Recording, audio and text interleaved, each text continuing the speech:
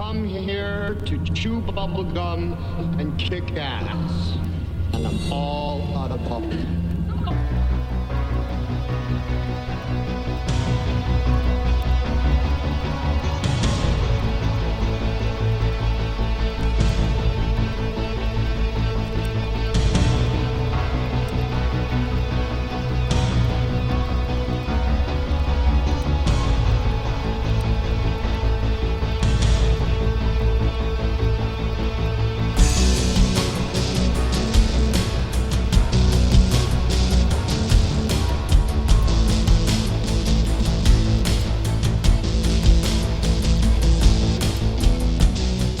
Ladies and gentlemen, boys and girls, children of all ages, welcome to the Bloviating Zeppelin's Berserk Bobcat Saloon radio show, live and direct on the SHR Media Network.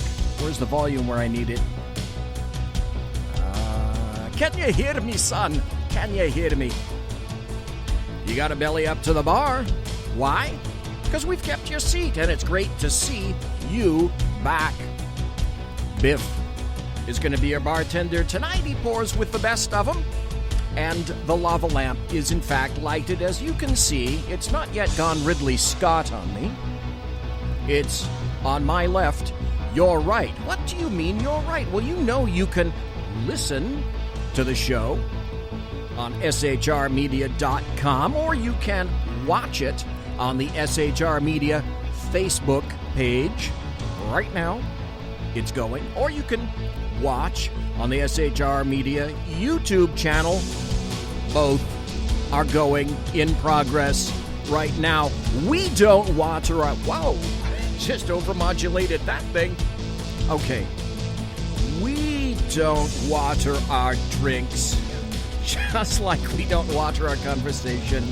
Politics, religion, crime, culture, economics, race, sex, science, law. We talk about it all here at the saloon. Nothing is sacred. The speech is free, but the booze is not. All we ask is that you flush the toilet, don't leave surprises, jiggle the handle, and tip your bartender, tip your waitress, tip anybody you damn well want to. All right, tonight, we've got a very special show. Coming up at 8:15, we've got Dan Herrin coming in. He has kind of an interesting tale to tell. He's a former law enforcement officer and currently owns his own private investigatory group in Birmingham, Alabama, of all places. Highly recommended if you happen to need a private investigator for whatever reason. Well, what kind of reasons would that be, BZ? Well, funny you should ask. I'm going to ask him about some of those reasons. So we're going to chat with him, and we'll go up to the top of the hour, which at that point will be 9 o'clock Pacific, and midnight on the far right coast, and 1776 and 329.7237 seconds in Bolivia. So welcome. Good to see you here. I've been away for a while. Last week was the week from hell. And that's another reason that, let's turn this up a little bit also. That's another reason that the Sackheads were not here last night is it's one of those weeks where after it happens, I can kind of go back a little bit in retrospect and go, yeah, it was almost amusing. No, it wasn't amusing at all. Just a lot of lovely little problems that have popped up in recent times, and they happen to have dovetailed a little bit with Sackheads as well. So, we're back. In the meantime, I would be remiss if I did not say, like my mother always said, never eat anything bigger than your head. Okay, yes, Mom, got it. She also said, be kind and be cognizant whenever and wherever you are. So I want to point out to the folks in chat, hello to Jersey Joe, whose show was just before mine. Thank you, Jersey Joe. Hello to Mike. By the way, Mike, this gentleman, Dan Herrin, is kind of in your neighborhood a little bit. He's not that terribly far away. Hello to Traveling Cynic, the cynic who travels. Welcome to you, and thank you for traveling to the show. We have Kari Baxter Donovan, Mary Brockman. Okay, stop just for a second, Mary. I'd like you to go quick like a bunny to BZ's Twitter feed, okay? Excuse me. That's at BZEP, B-Z-E-P. And there you'll see a photograph that I placed presently just for you. Thought you should see it. And hello to one viewer, count 'em, one viewer, who is masked, but the policy in the saloon is we don't unmask people at all, do we? No, we don't, for obvious and salient reasons. That said, it's been raining a little bit here in California. It's been snowing. That's, I guess, called global warming. It's been very cold in Sacramento, California, where I broadcast behind enemy lines in occupied California, because, as I've said before, we are 2 miles, for God's sake, from the Bill Mill, the locus of evil of all that's on the left coast is 2 miles away from me. So, I keep asking for blessings and prayers and whatnot, because just being that close is enough to, it's a good thing I'm not a paranormal sensitive, because all the demons who reside at the state capitol, I'd be feeling them 24/7. So thank goodness I'm not clairvoyant or a medium or anything like that. Okay, that I can't not go here. I'm not a medium. I'm a XXX. Thank you very much. And no, I don't mean the movie either, as I think you can already grok that concept. Hey, I was going to start out with some other things, but you know what? Let's start out with this, because there are some good stuff, some good things to talk about. So I'd like to do this sort of as a continuing trend to start the show out with these. It's time for happy stories and good times. So here's a happy story, and this is from CBSNews.com. You may have even seen it on the TV. It was a remarkable thing that occurred. Georgia firefighter caught on video catching child from apartment blaze. Absolutely amazing. There's the fire guy.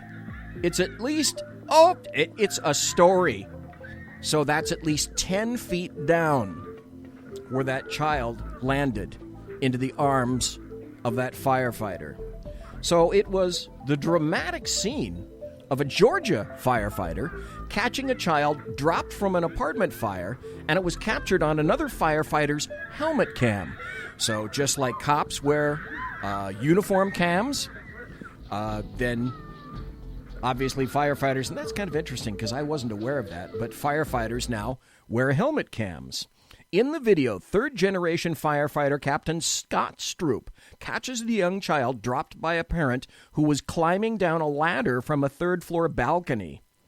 Stroop then carries the wailing child away from the burning building, collapsing onto his knees. And it's a pretty dramatic video if you want to go see it. The second thing that also is a happy story, and the funny thing is Jersey Joe had just touched upon this a bit on his show, but there are some serious things amiss in the DNC, the Democrat National Committee. And if I were to sit here and tell you that perhaps the DNC was coming just a little bit unstuck, was being just a bit schizo, would you believe me?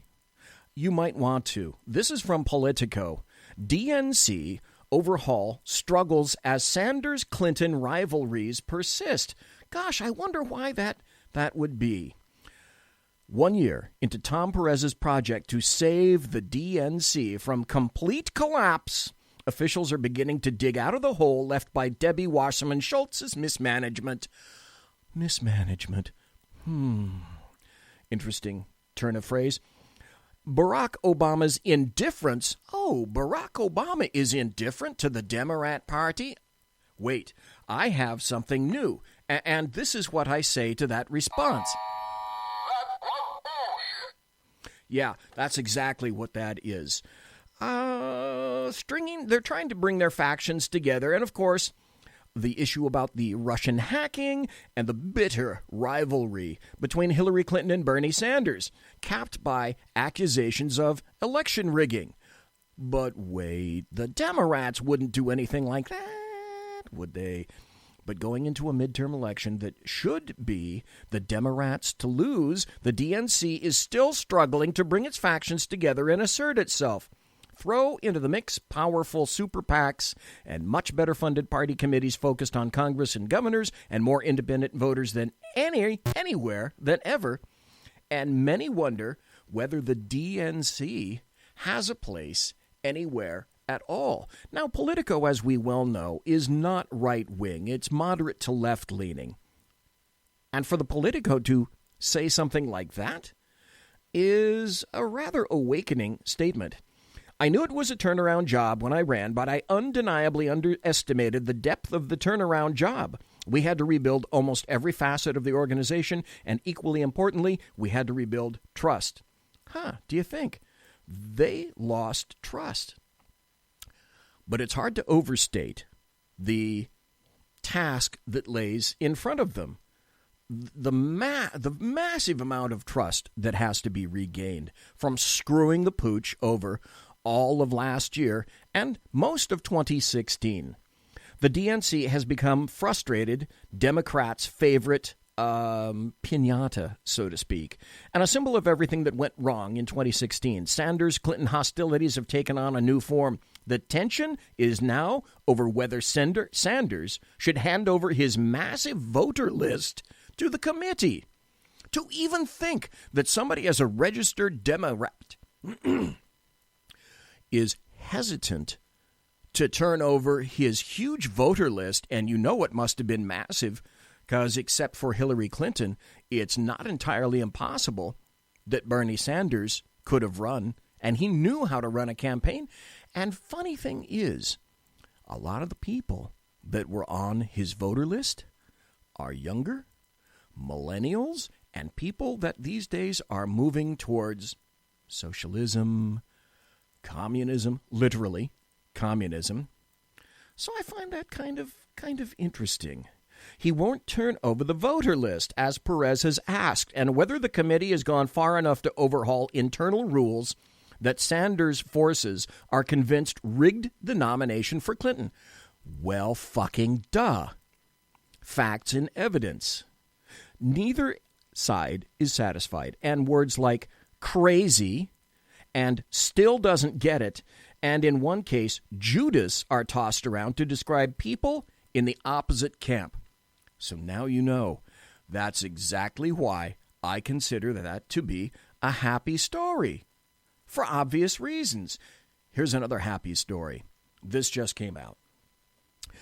Your tax dollars come out of your bank account, and you either write a check or it just comes out of your paycheck anyway. Plus, you may have to write a check to D.C. for all the lovely little goodies that the government deigns to drop back onto you. Okay, tell you what. Here's my first guest, and let's see. I believe that is, in fact, our first guest, but before we start talking to Dan, I have to tell you, first, let's get everything in place here, because I can't have my Diet Pepsi in the way of trying to run some stuff. Anyway, like I said, we're going to have a good show tonight. We're going to have Dan Herrin on until the top of the hour, the magic witching hour at midnight.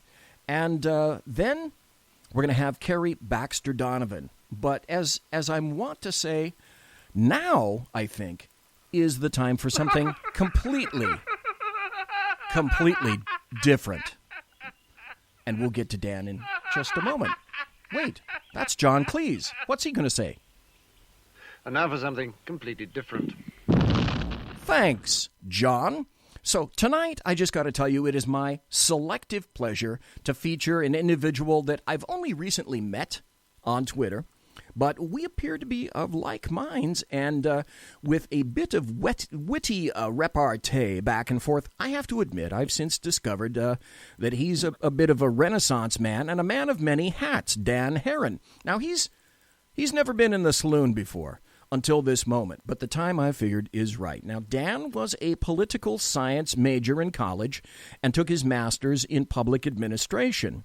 He was a Georgia State probation officer and a federal investigator for the U.S. District Courts in Mississippi and also in Alabama. Now, being involved in law enforcement and private investigations, I'm sure that Dan has, like myself, many a story to tell, kind of like Primus's Tommy the Cat. And if I had a producer, I would be playing Primus's Tommy the Cat right now, but I don't, so I didn't. Dan Herrin now heads one of the most prestigious and important private investigatory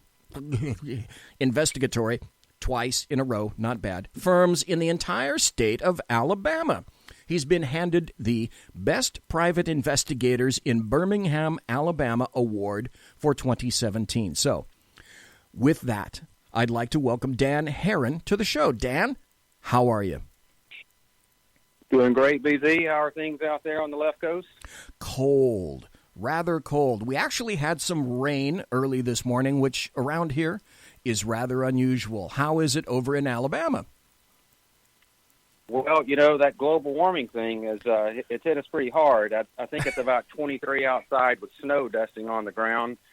So a little unusual to get as much snow as we've had this year. But, of course, people freak out here and everything closed at lunch and everybody's indoors trying to literally weather the storm. But, you know, I guess it's probably better here weathering the storm than weathering the storm out there. I wonder if are you broadcasting from a pillbox or a studio? No, it's an actual honest-to-God studio. It's a lot of people broadcast out of bedrooms and whatnot, but we got a really good deal. This is so weird. We got a really good deal on a studio, but it's actually a lot larger than people think because there are 4 places for people to sit. No, I meant that at a military. Oh. You're behind enemy lines. Oh, well, that's what I'm saying. Well, hell yeah, I'm behind enemy lines because I'm too damn close. But one of the reasons that we're so close here is because we got a good damn deal on the studio in terms of rent.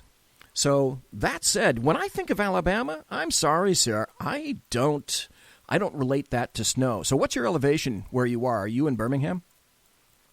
I'm in Birmingham. It's a little higher elevation than we're almost in the middle of the state, but you get a little bit south of here and it starts to get flat. The northern part of Alabama is pretty hilly. If you've ever been to Pittsburgh, Birmingham, for obvious reasons, reminds a lot of people of Pittsburgh because of the steel industry of both cities, and very hilly. So I don't know exactly what the sea level elevation is, but it surprises people when they get here for the first time that it's probably akin to the scenery in the Appalachians in West Virginia, something along those lines. So, well, no one ever. We don't get a lot of snow. No one ever thinks that Birmingham is at 7,000 feet and that you get approximately 10 feet of snow every year. So, you know, that I didn't until I started looking at Birmingham. I didn't realize that occurred. But anyway, having said that, what I usually do at the beginning of the show when I talk to somebody for the first time is ask them a little bit about themselves. So, where did you grow up and where'd you go to school?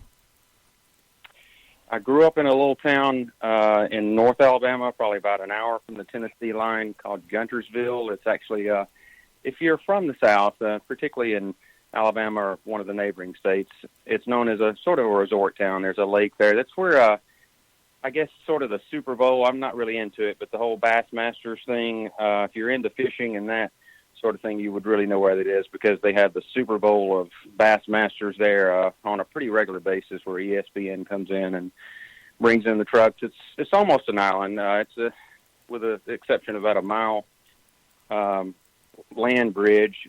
It's technically a peninsula, but a gorgeous place, kind of like growing up in a little Mayberry, and a great place to grow up. But I went off to college initially at the University of Alabama and ended up finishing both my degrees at Jacksonville State, which is also in Alabama, smaller school, and got my bachelor's and my master's. You've already mentioned that, and then was off to the law enforcement world for a decade, and I've been in the private sector. This is my 20th year with my own private investigation firm. So when you went for your master's in public administration, what were you aiming for? Well, you know, it was one of those odd twists of fate. I wanted to be a city manager or something of that nature, but more than likely I was going to be in that realm. I was my second year in grad school. I was working for the Northeast Alabama Regional Planning Commission. As most states are, Alabama was drawn into different districts from the Great Depression era Roosevelt legislation that the federal government, it's sort of a quasi-agency. All states are carved up where you have these essentially regional planning commissions that do all sorts of things. And I was on track to do that. I had one elective in my graduate program, and I saved it to the end, and I took this class called Probation and Parole. And I thought it'd be fun. It would kind of free me up to do interviews my last semester. And I had this guy that was just really unusual. You know, everybody who's been to college has got one of these stories where they got this professor that changed their life, but that's literally true in my case. He was a former prison guard in the state of Florida, and he was around the Tallahassee region, and he started going back to get his bachelor's degree in criminology at Florida State because it was obviously nearby. And he ended up getting his master's degree, and over the years finished his PhD and became an academic. So talk about a bending arc. If we're talking about that's so much in the news these days with Martin Luther King, I mean, that's quite a 180 that he did. And he just was that extraordinary mix of street smarts with academia. And I was just fascinated by the guy. And towards the end of the semester, he said the state of Georgia has just approved hiring, I think it was something along the lines of 100 state probation officers. Okay. And here's some applications if you're interested. And I just filled out one on a lark. And the next thing you know, I was off doing interviews. I took the test in Atlanta, did really well on it, and I got job offers almost immediately, which was unheard of and still is, you know, for the government. But they really had a push for it. At that time, Georgia was on the cutting edge of all sorts of alternative sentencing punishment and things that we take for granted now, a lot of home confinement and camps and different levels of security. Georgia was really on the cutting edge of that, so it was a great time to get in.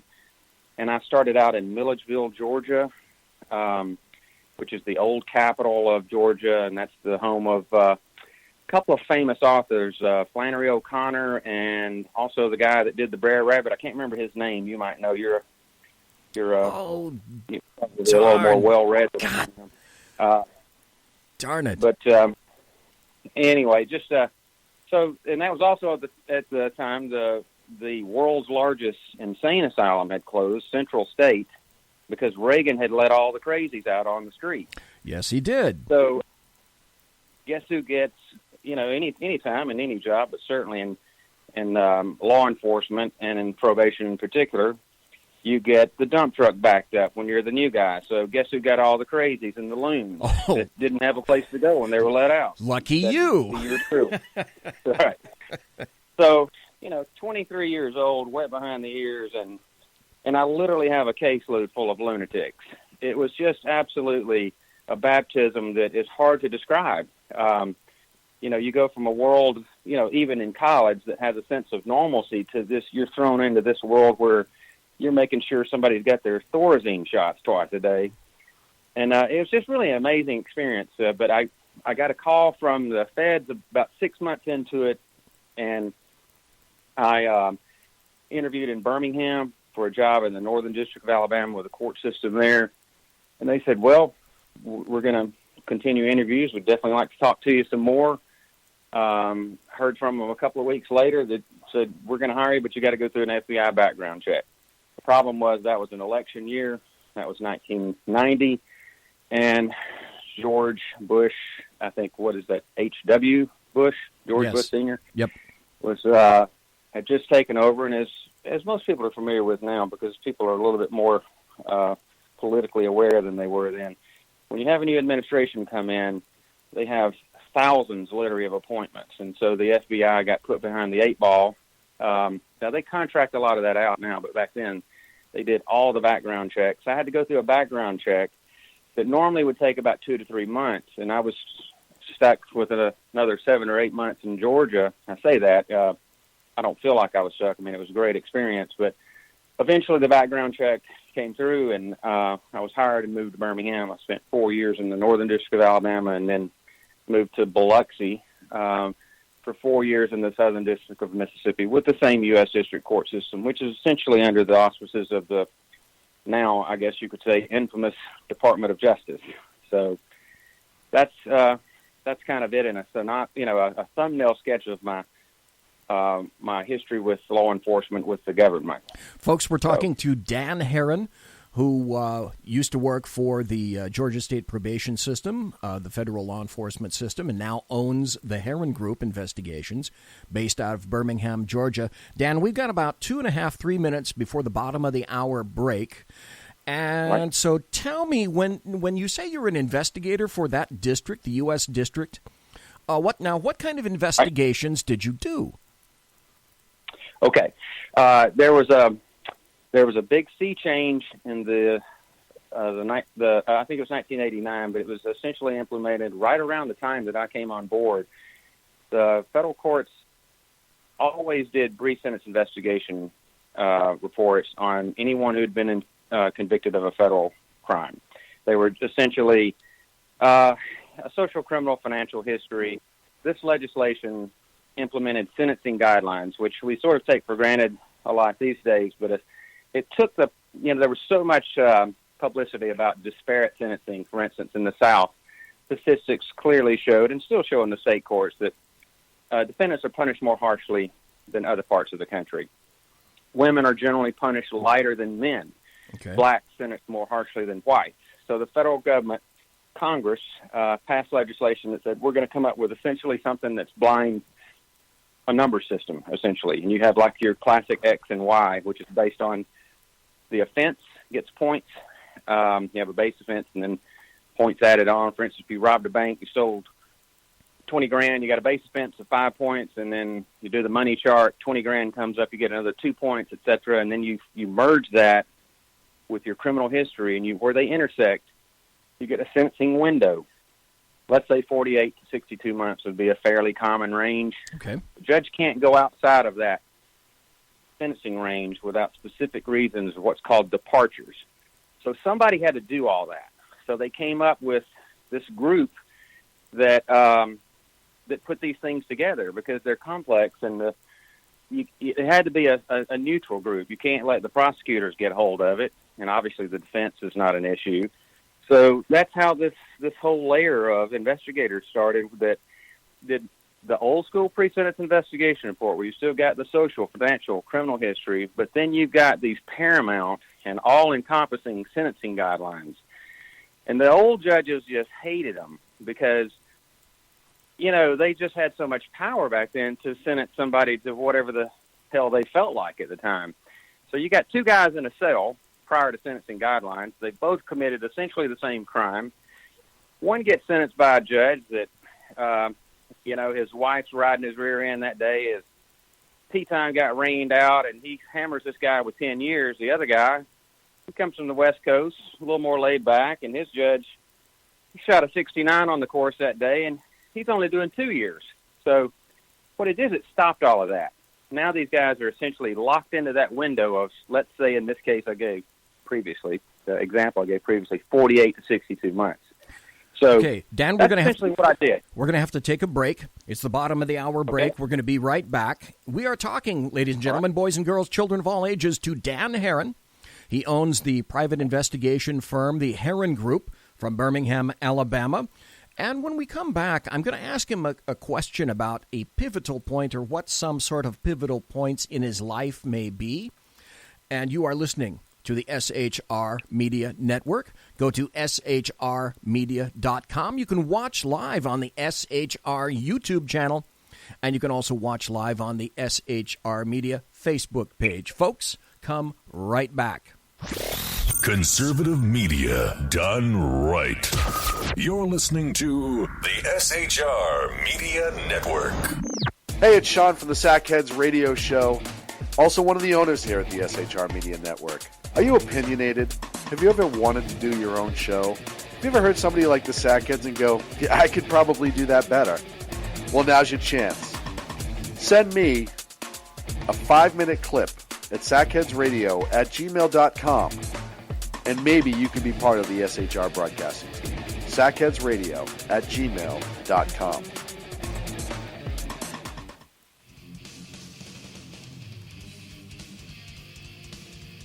Beware, the Jersey Takeover is here. Every Monday through Friday, 9 p.m. to 11 p.m. Eastern Standard Time, you can catch Reaver Common Sense Show hosted by Jersey Joe, right here on SHRmedia.com. Only Jersey can deliver hell like no one else.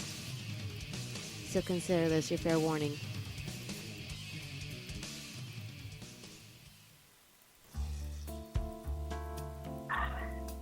Human by race, Christian by faith, American by nationality, and conservative by choice. Reverend Ralph J. Chittum Sr. is the right guy on SHR Media from 8:05 to 9 p.m. Monday through Friday. And if on the rare occasion I am ever wrong, I will still always be right. The right guy on SHR Media. Power brokers use corrupt politicians, deceptive Islam, and lies from establishment media to turn the once shining city on a hill into the city of the blind. What do the elites fear? One man with a cane. I'm Dave Milner. Join me at SHR Media, High Plains Talk Radio, Spreaker, iTunes, and YouTube for a different kind of commentary on the unpleasant blind guy. Because truth is not always pleasant. Hello, I'm Tim Hart. I'm the guy BZ hires due to his shameless contract with the SHR Media Network to voice his promos. He'd like me to tell you that the Bloviating Zeppelin's Berserk Bobcat Saloon radio show can be found on SHR Media Network, Spreaker, and YouTube every Tuesday and Thursday night at 11 p.m. Eastern and 8 p.m. Pacific, featuring right thinking from a left brain and doing the job the American media maggots won't. You'll find that the speech is free, but the drinks are not. There, in the saloon, just when safety pin manufacturers are running out of metal for the diapers of the leftists, BZ is sending his personal drones of freedom into the wheelhouses and ossicles of lovers of sovereignty and liberty nationally and globally. Broadcasting behind enemy lines in occupied California, BZ swears that no rights were harmed in the making of this promo. This is Jersey Joe, host of the Reverb Common Sense, and you're listening to SHRmedia.com.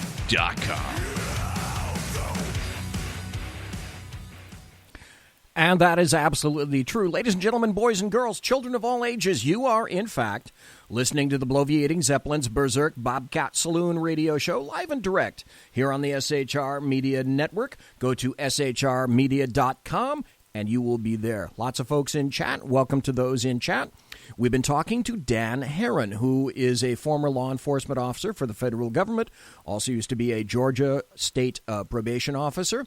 And what I like to do with people that come here for the first time is I always ask this of the people that I speak to. I quantify life as perhaps a series of pivotal points and times when, for example, your life, it's going one particular direction, and then, boom, suddenly somebody moved the goalposts. I had, for example, at least 3 critical pivot points in my life. So I'll wager, Dan Herrin, that you've had at least one of those, a pivotal point. What was it in particular, and were there more? Well, I just told you one of them. There's no doubt that this professor changed my life. I was hooked. I mean, from the moment he cracked that book in the first class, and it's my understanding he's also gone back home now, and he's a professor down at Florida State. A guy that used to be, the nomenclature back then was a screw, and that was a derogatory term. I don't have to tell you that. Now at the, one of the most prestigious universities in the South, if not the nation, and that's a great story about America. And I was on course to be, not that I didn't enjoy it, because I really did. I really enjoyed I was an assistant urban planner, for lack of a better term at the time. I was on track to be either a city manager or an urban planner. And that one class changed my life. I've had 3 jobs since then. That Georgia State probation officer job for slightly over a year. And then I worked almost a decade as a federal law enforcement officer, and this is my 20th year in the private sector, owning my own private investigation firm. So that was a pretty big inflection point, you know. So for sure that one. You know, other than that, if you want some more, I think mine would be more like, compared to that one, and the seismic effect that had on my life would be more like, they would be a little, I don't know, micro inflection points, you know. Luckily, knock on wood, haven't had any major health problems, anything of that nature. I've tried to stay in pretty good shape. So, you know, that's odd that you asked that, and I'd already covered it. I may be your first guest ever to do that, right? Well, that's okay, because it's your life to live, for gosh sakes. But I always want to ask, because I get some amazing stories that no one foresaw when I ask that, and then a lot of folks, upon reflection, will say something, and then they turn out like, oh my God, I didn't realize how incredibly critical at that time that situation was. So you were in law enforcement. You were a probation officer. Everybody in law enforcement, myself included, we have a damn oil tanker full of crazy, wacky stories. Is there at least one wacky, crazy story that you can relate while you were in law enforcement? Well, you know, that's the problem about being a law enforcement officer, is you get a warped sense of what's normal. I mean, I've been shot at on more than one occasion. I've been left for dead, you know, sucker punched and left for dead out of all places, Tootsie's Lounge, you know, in Nashville. I mean, these stories go on and forever. And, you know, it takes about 3 or 4 times a year, somebody will ask me something, and I can see their eyes as big as saucers, like either this guy's lying or this is just a bizarre life that he lives. And you just get, and I think you could identify with this, BZ. When you're in law enforcement, your day-to-day life is so different from when you hang it up at, say, 5 o'clock or whatever, and you go home to your other life, in quotes, that you take it for granted, though, that other people don't live lives like this. You know, you have to be able to switch it off. And by the way, that would make an excellent title for a movie or a novel. Sucker Punched at Tootsie's Lounge. That's going in my head, okay? I'm going to remember that one if I write a book. Oh, I got some better than that. But, I mean, that gives you an example, you know, of it's just such a bizarre road that I took and I'm still on. You know, it's just it's surreal sometimes, and it takes somebody to ask me something specifically like that so that, you know, I can see their mouth agape, and then I realize, oh, yeah, I don't have a normal job, okay? And that's good and bad. You know, sometimes that sucks. You know, I think you and I have communicated several times this week when I've gotten in at roughly 3 a.m., on Central Time, as a result of being out working, and rather dangerous situation that I'm working right now. So they're not all like that. I mean, you shift gears. You know, a lot of these cases we work are you know, they're boring and mundane, and then you have this huge chasm between them and the cases where, you know, I'm literally in danger, you know. So, and I will say this, one thing that is odd that I had to learn the hard way early on. I thought when I left the federal government, I thought, you know, I'm going to take this job out in the private sector now, and it's going to be a lot less dangerous. Stress levels are going to go down. No. You know, I worked with some of the world's most dangerous criminals with the federal government, as you know, generally tries to make statements with indictments. They don't have the resources to indict everybody that violates some minor federal crime, so they tend to make big statements.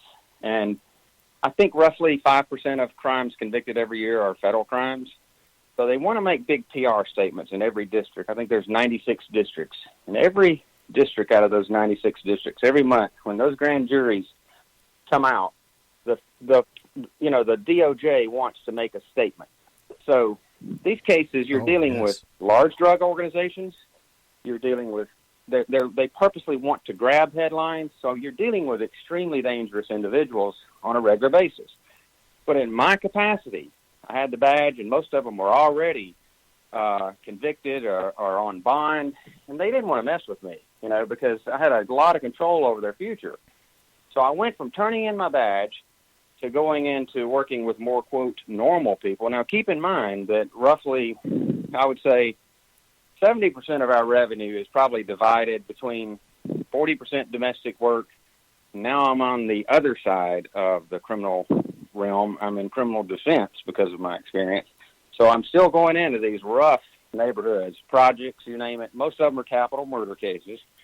And I don't have a badge anymore. And I've got no leeway with them. So I'm either dealing with a highly criminal element that has no, that doesn't respect me at all, and really no recourse. I don't have any badge now. Only a few years ago, because of a pretty dangerous incident, I actually started carrying a weapon again. The anti-Griffith method I realized is not going to work anymore. But, it's just, it was the complete opposite of what I thought.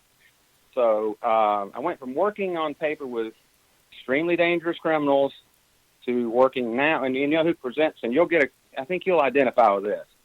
You know who presents probably more danger than anybody are these domestic cases where people get wound up. Yep. They got some of them no criminal history, and if I'm not mistaken, BZ, you probably know a lot more about this than me. But it's been a pretty well-known statistic that factors out every year that most police officers that are killed in the line of duty answering domestic calls than all the other reasons they're killed combined.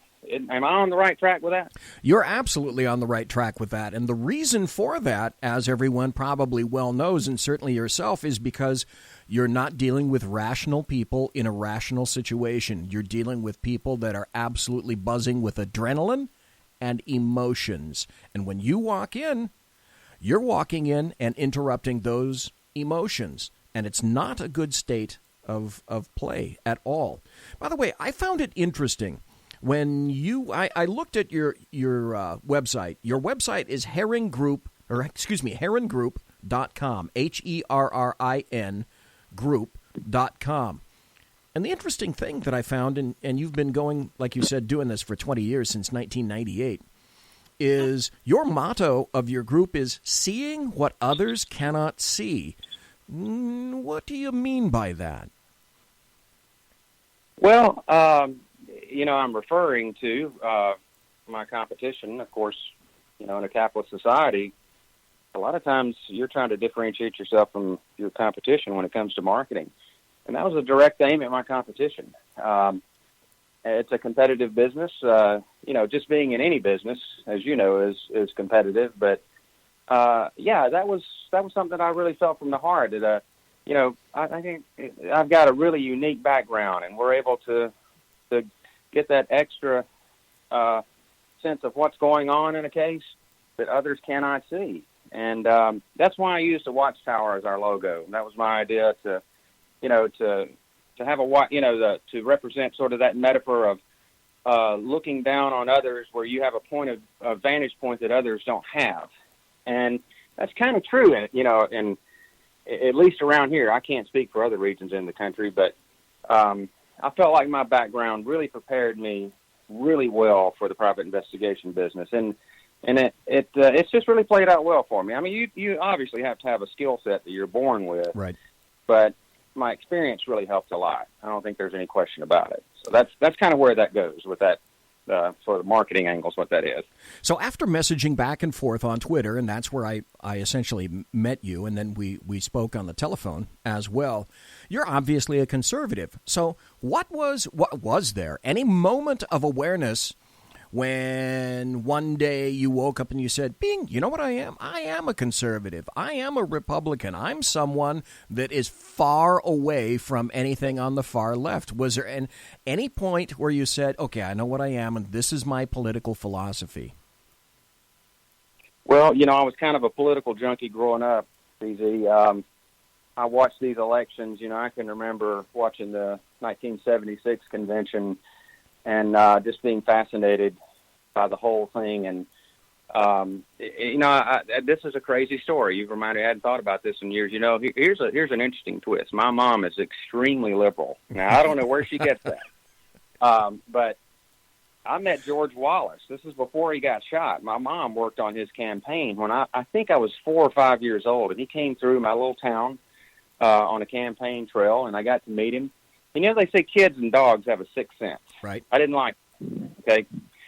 I didn't like him. Now, I've actually thought more of him over the years the more I've learned about him. I think he was really more of a he was almost like a carnival barker. He was just going to say what he needed to say to get elected. But he was a pugnacious individual. But I just didn't like him.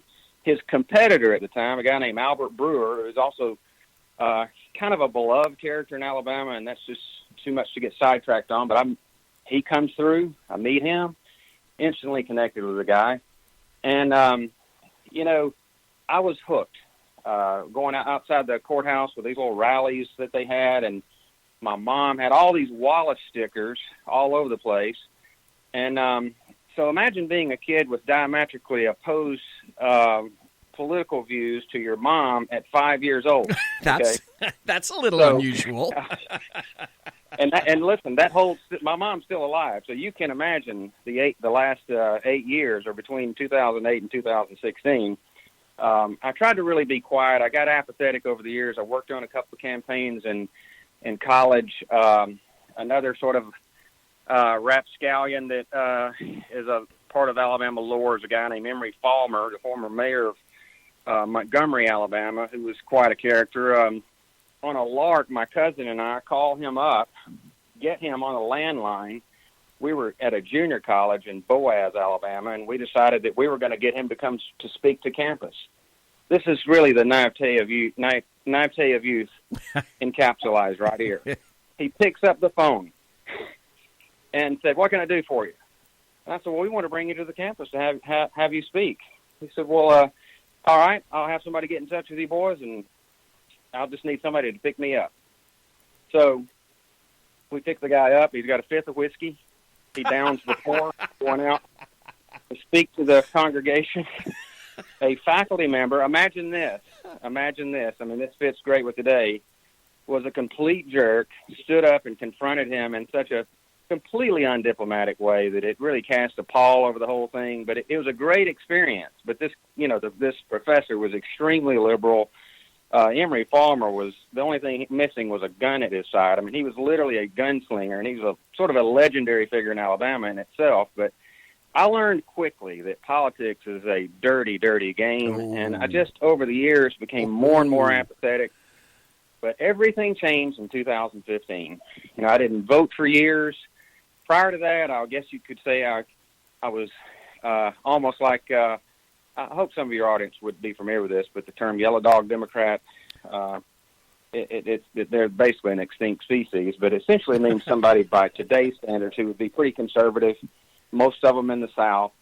And I can remember, and you probably can too, to some degree, BB. Zell Miller, you could not have another Zell Miller in the Democrat Party today. You couldn't have a Joe Lieberman in the Democrat Party today. Hell, you couldn't have a Jack Kennedy in the Democrat Party They today. wouldn't make it past the local levels because they would get squashed by the identity police, okay? So, I can remember, though, when I legitimately might vote for a yellow dog Democrat. I might vote for a Republican. Well, what was it, 25 years that we've slowly morphed into a situation where I don't recognize either party, okay? And I don't like either party, and I want both of them destroyed because the identity politics and the radicals and these idiots that have almost made the Democratic Party to me now is, their platform is almost like a parody. Sometimes you feel like you're watching a skit with the transgender bathrooms and these idiotic pussy hats. And, it really seems surreal. But how much better are we on the right with the globalists and the rhinos right before our eyes? But it didn't happen overnight. It happened slowly. They hijacked the Republican Party to the point that your average guy, there's nobody representing him, no matter what color he is. If you're busting your ass, you're going to work, and you're trying to do the right thing, nobody's thinking about you anymore. They're either thinking about the fat cats or they're thinking about these weirdos that are completely antisocial, have no life. A lot of them are just flat out Marxist. And Trump changed everything for me. Okay, Not initially. Let me ask you a question. But he changed everything. I got to ask you a question. We got about 7 more minutes left. Have you ever, Dan, ever in your life seen such a conglomerate of forces, unified forces against one individual on so many levels as that which is leveled against Donald Trump? This is absolutely unprecedented.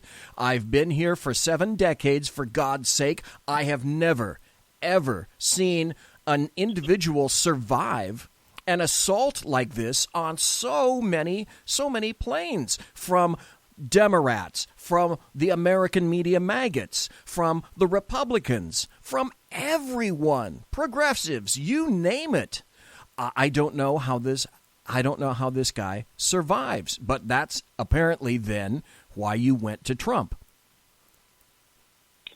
I'll tell you what, I think we are witnessing something that's almost like a biblical parable, and I don't say that lightly.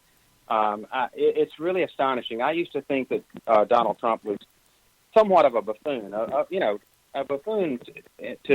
There's different degrees. Okay, the guy's a billionaire, but I thought he was just a showman, and I think I used the term carnival barker to describe George Wallace earlier. I thought that applied to him, but I'll tell you what, he changed my mind completely when that whole Miss Universe thing went down, and he said rightfully so that I think it was some Hispanic former winner that came off like a tramp, and she was associated with some cartel member after that, and he said she tarnished the image.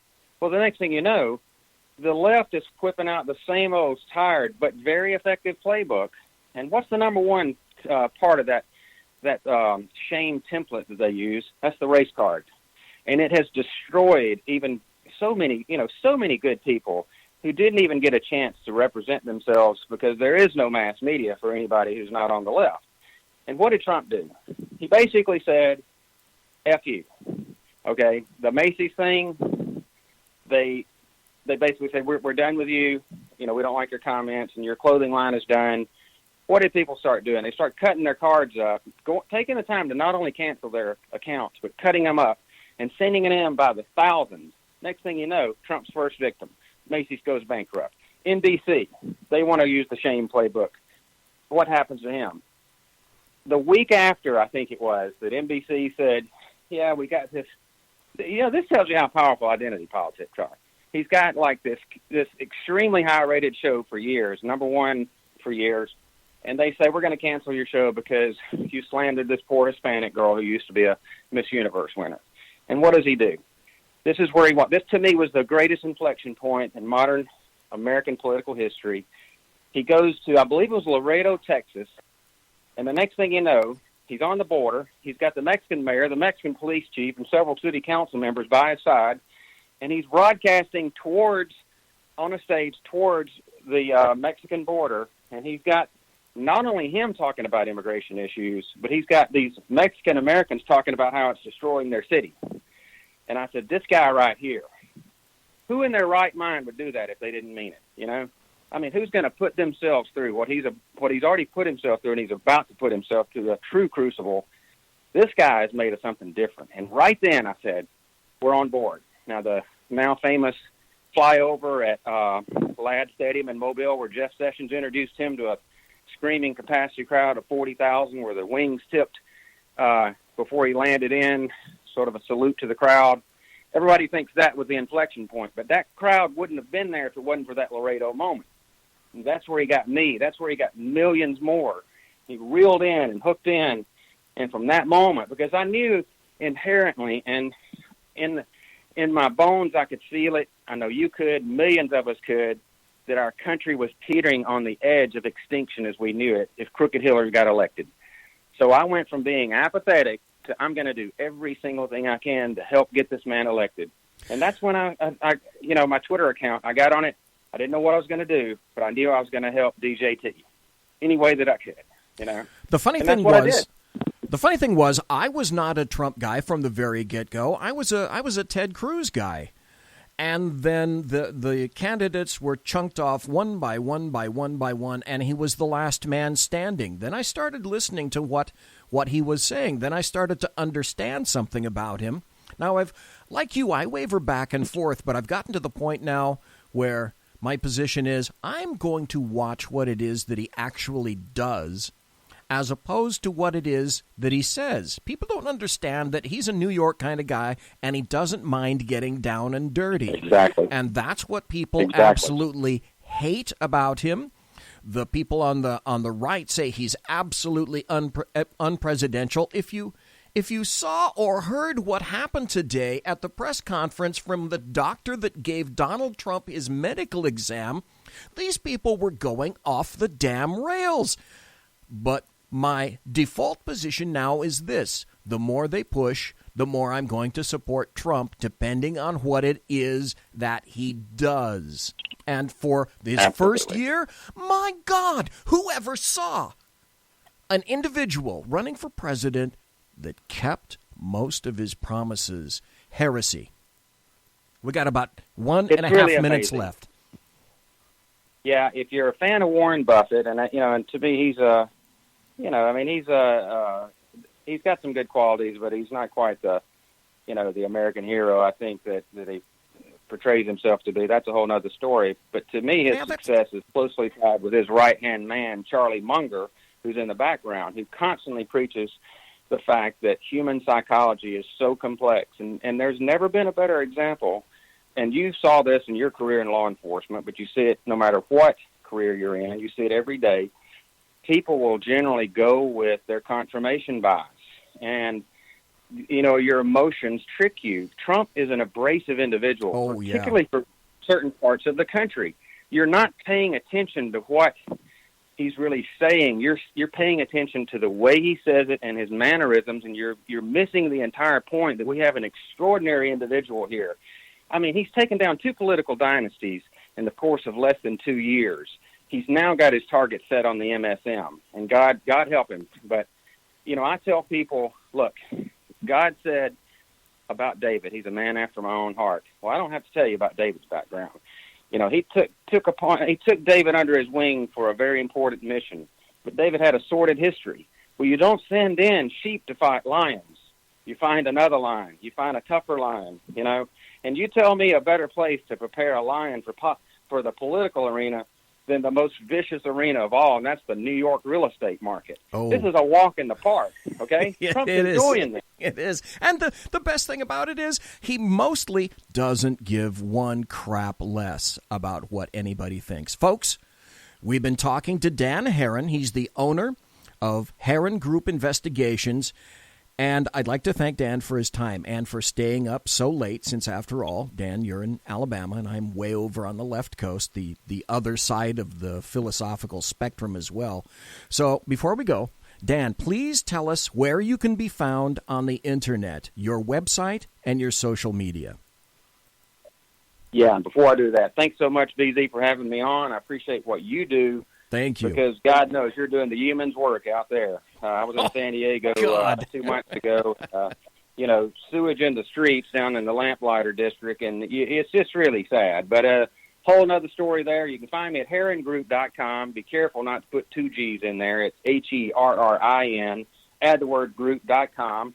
That's all you need to do. You can contact me through there. I've got a Twitter account at Dan O. Herrin. And you should be able to find me there. Be sure to add the O. There's several Dan Herrins on there. So it's Dan O. Herrin on Twitter. And I would advise all patriots to get on Twitter. I initially got on there just as a sort of a social media lark, but it came in really handy for trying to follow the political machinations that went on and avoiding all the MSM lies. And I've had a blast on Twitter. How would I have met somebody like you if it wasn't for Twitter? Even though Twitter is basically evil and slanted towards the leftists, but it gives us a way to get around the MSM. And God bless Twitter, and God bless you for all you do. Well, thank you very much. And I got my final question to you, Dan, is would you ever consider coming back? Absolutely. Yeah. Okay. You just tell me when, brother, and I'll be there. Okay. We'll have to do it. Folks, we were talking to Dan Herrin, and I got to say again, Dan, thank you ever so kindly for your time, sir. Take care. God bless. Really enjoyed it. And be safe. Folks, you've been listening All to right, good night, Good night, Dan. You are listening. All right, take care. to the Bloviating Zeppelin's Berserk Bobcat Saloon right here, live and direct on the SHR Media Network. We're going to go to a break, and when we come back, Kari Baxter Donovan. Conservative media done right. You're listening to the SHR Media Network. Featuring right thinking from a left brain and doing the job the American maggots won't. BZ is fundamentally changing America one diaper at a time. Just when safety pin manufacturers are running out of metal for the diapers of the leftists, where the speech is free, but the drinks are not. The Bloviating Zeppelin's Berserk Bobcat Saloon can be heard every Tuesday and Thursday night, commencing at 11 p.m. Eastern and 8 p.m. Pacific, where pushback is a requisite art form in and of itself. Let your ossicles be truly liberated when you listen to the Bloviating Zeppelin's Berserk Bobcat Saloon, only on SHR Media Network. No ferrets were harmed in the making of this ad. When dirty politicians, shadow governments, and deceptive Islam blind the world with fake stream media smoke, their only fear is one man with a cane. I'm Dave Milner. Join me through SHRmedia.com, HighPlainsTalkRadio.com, and the Western Free Radio Network at Spreaker, YouTube, and iTunes for a different perspective weekly on the Unpleasant Blind Guy. And catch me on Jeff Mitchell's EDL Radio on BlogTalkRadio.com. There's no surrender ever, because truth is not always pleasant. This is Sam on SHR Media. You can listen to my new show starting on Tuesdays in January. Get my perspective on national politics, a conservative's perspective on California politics, the latest in the war on terror, all of that and a lot more here on Tuesdays at SHR Media. And don't forget to follow me on Twitter at Sam_SHR Media.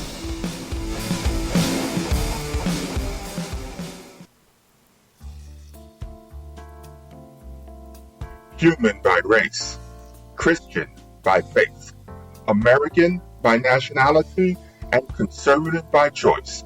Reverend Ralph J. Chittum Sr. is the right guy on SHR Media from 8:05 to 9 p.m. Monday through Friday. And if on the rare occasion I am ever wrong, I will still always be right. The right guy on SHR Media.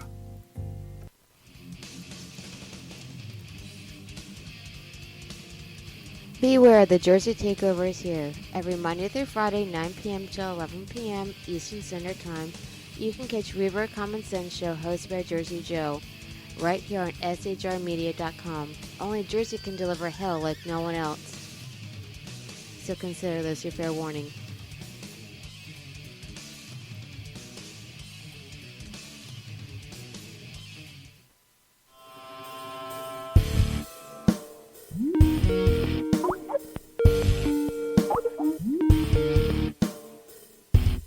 In a world controlled by corrupt politicians, a team of ordinary men emerge from the ashes to give voice to the voiceless, hope to the hopeless, clues to the clueless. Sackheads Sean, Sackheads Clint, and Sackheads BZ.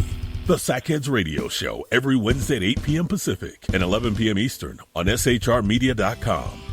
Watch on YouTube, Facebook, and the High Plains Pundit Network. The best in late-night conservative talk, the Sackheads Radio Show, only on the SHR Media Network. Go ahead, I'll say it.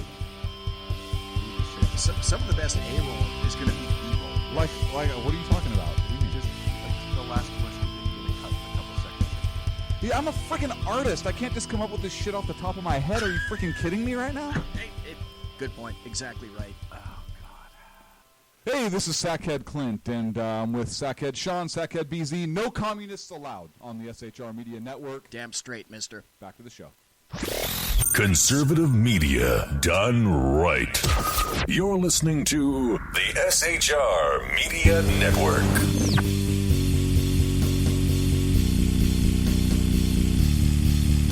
Ladies and gentlemen, boys and girls, children of all ages, you are in fact listening to the Bloviating Zeppelin's Berserk Bobcat Saloon radio show, live and direct, broadcasting behind enemy lines in occupied Fornicalia, live and direct from the SHR Media studios, from the locus of evil, the entire locus of evil on the left coast, which is Sacramento, Fornicalia. And we had just gotten through speaking to Dan Herrin, a private investigator, owns his own business, the Herrin Group Investigations from Birmingham, Alabama. Have to have Dan on again sometime. Dan, I hope you enjoyed it. I did. But now, ladies and gentlemen, boys and girls, children of all ages, I'd like to present whom I call and typify as the East Coast political goddess. Now, when I first started telling her this, I think she was a doubter. She was like Doughty Doubterton. And I think I may have convinced her slightly of this because she's stepping up in the world. And we're going to ask her how and why. But just like we do every time, I have to say, welcome to the show, Kari Baxter Donovan. How the hell are you? Oh, I have been waiting all day to talk to you. I'm good. Thank you. No, all day. Yes, all day. Well, I mean, actually, I don't know, has it been 2 weeks or 3 weeks maybe? The entire time I've been waiting to talk to you. Wow, okay. Once again, Kari Baxter Donovan putting her entire life on hold just for me. Wow, so how the hell have you been since then? How was your Christmas? How was your Christmas? How was your New Year? Yes, Happy New Year. Happy New Year. Christmas was awesome. My son was home, so it's so happy. And New Year's was awesome. I went to this outrageous party, and it was so much fun. It was a grown man, a Danish grown man, who cleared out the entire bottom part of his house and made it a party room. And he had like strobe lights and pinball machines and music and liquor, and it was awesome. It was so much fun. So I had a great New Year, and I've been writing a ton of articles. There's so much going on. My head is spinning. Yes, you have. And it's like there's so much going on. It's like, where the hell do you start, for God's sake? Oh, right. So, and today I actually had to just kind of sit back and watch and take a break because there's so much going on just today, another little microcosm. And so I had to just okay, I'm just going to wait to talk to BZ and we'll see what we talk about. It's staggering. It's staggering. So I've been having a great time writing a ton of articles. I'm over at Nation One News now as well as Big League Politics because I just want to write and write and write so much. So I'm depositing some articles. Oh, and I was so excited. Yesterday was my biggest day in citizen journalism. Okay. Because James O'Keefe, who's working on the biggest censorship story, oh God, yes, put one of my articles on his timeline yesterday, and I'm just like, that guy just rocks. I could talk about him for days. He's so awesome. And he picked up my little story, and he put it on his timeline and retweeted it, and that to me is a really big deal and sort of an accomplishment. So, well, I'm just happy. Let's go back a little bit. Now, you're getting so professional. I looked this up. Well, actually, you sent me the link. I'm cheating. You sent me the link. So anyway, okay. But at least you kept shoving it. You pay attention to me. Pay attention to me, right? I know, but okay. Don't think that I don't read these things right. and that I don't go over there. And now you have a bio. You actually have a bio. So here's the bio of Kari Baxter Donovan. It says, Kari Donovan is an ex-community organizer who writes about voter engagement, cultural Marxism, and campaigns. She has been a grassroots volunteer with the GOP on and off for 18 years. She homeschools 3 great kids. Kari loves photojournalism and citizen journalism. So that's what you've said for quite some time, that it's opened all these doors for you being a citizen journalist. So the link also has a bunch of your articles on it, and you said, okay, well, which one is BZ going to talk about? Well, look at all the stuff that you've got written. Your newest article is what you referred to, Twitter Privacy Doesn't Exist, Project Veritas Twitter, Undercover Part 3. And then there's another article that says, FEMA okayed alert, questions mount on missile alert snafu, EMA, and the history of mismanagement. There's another article you wrote, Inspector General report due January 15th may be explosive. Another one you wrote, triggered Bill Clinton. This, when I heard this, I was, good God, I was so happy because the first thing I did is I kind of read the article in my best Bill Clinton voice, and I did not pay for that wedding dress. I did not. Because sometimes, hey, I say I'm Scottish and Irish, and if I cannot always skip the opportunity to show a little tomfoolery. I mean, I'm trying to do straight news, but I mean, come on, Bill Clinton. I have to, I got to show a little fast sometimes. I did not have a relationship with that woman, Monica Lewinsky. I just couldn't resist. I couldn't resist, BZ. I was like, these chuckleheads, I got to write this stuff sometimes. God, it's like this. It's true, but let's go. There's a whole bunch more, but I want to go back and glad you like that. And talk to you about this one. You wrote, I think it was January 15th, yesterday, you wrote, Inspector General report due January 15th, may be explosive. Yeah. Okay, so tell everybody why it is that you think that's going to be an explosive report for the DOJ, or for the IG. Right. So this is a fascinating part of the story. There's another one that I wrote on the IG whose name is Michael Horowitz. And so how I'm doing this, I want to slip this in case there are any other citizen journalist wannabes out there. So what I started doing was following Mark Meadows and Jim Jordan, because they're just like on every show. Hannity, they're on Fox, everywhere. And I know Mark Meadows Jim from Jordan here in North Carolina. Great. Jim Jordan is incredible. So these guys are great, and at first it was overwhelming to me, like committees and who and what. And so I just started following these two guys, and I follow their Twitter, and I follow them, and I know Mark Meadows from here in North Carolina, so I feel a little familiar with him. I don't know him very well, but I mean I've met him. And so anyway, I started following what they're saying, and these guys dropped this name, Michael Horowitz, and they made the statement at some point saying, well, when the Inspector General's report comes out, and I'm like, what? That just made my little ears go up, like, what's that? And so I started researching what is this IG? Because you don't hear about it in the mainstream news. MSNBC is not picking up on what Jim Jordan and Mark Meadows are saying. So that's where the story begins for me, is when I heard them saying this name, and they said it all depends on when this IG report comes out, right? And so that's where I started researching, looking up. His name is Michael Horowitz, right? Am I getting my people confused? Because there's so many moving parts here.